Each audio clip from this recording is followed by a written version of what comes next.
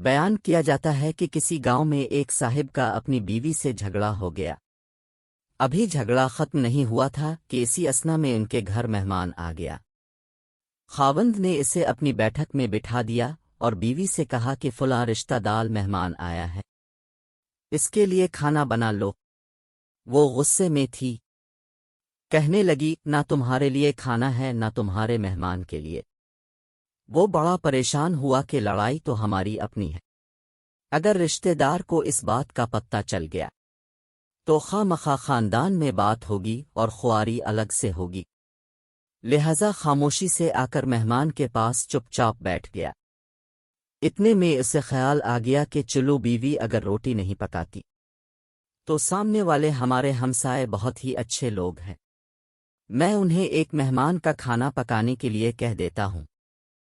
چنانچہ وہ ان کے پاس گیا اور کہنے لگا کہ بیوی کی طبیعت آج کچھ خراب ہے، لہذا اب ہمارے مہمان کے لیے کھانے کا انتظام کر دیں۔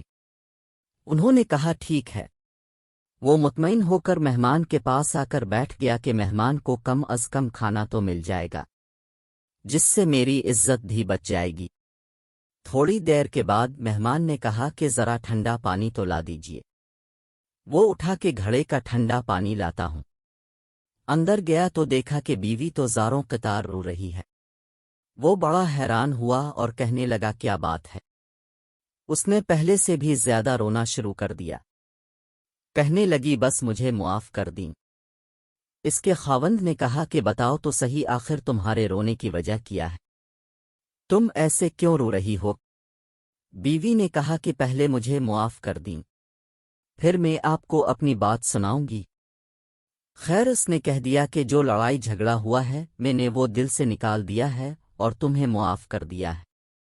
پھر وہ کہنے لگی کہ جب اپنے آ کر مہمان کے بارے میں بتایا اور میں نے کہہ دیا کہ نہ تمہارے لیے کچھ پکے گا اور نہ ہی تمہارے مہمان کے لیے کچھ پکے گا تو اب چلے گئے، مگر میں نے دل میں سوچا کہ لڑائی تو میری اور آپ کی ہے اور یہ مہمان رشتہ دار ہے، ہمیں اس کے سامنے اپنے جھگڑے کی پول نہیں کھولنا چاہیے۔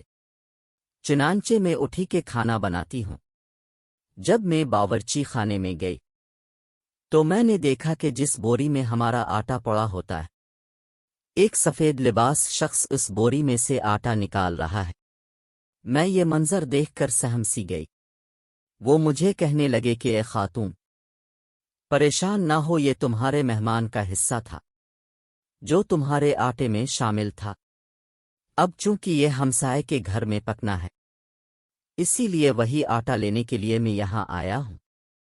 اس واقعے سے ثابت ہوتا ہے کہ مہمان بعد میں آتا ہے، جبکہ اللہ تعالیٰ اس کا رزق پہلے بھیج دیتا ہے۔ یہ واقعہ کتاب خطبات فقیر سے ماخوذ کیا گیا۔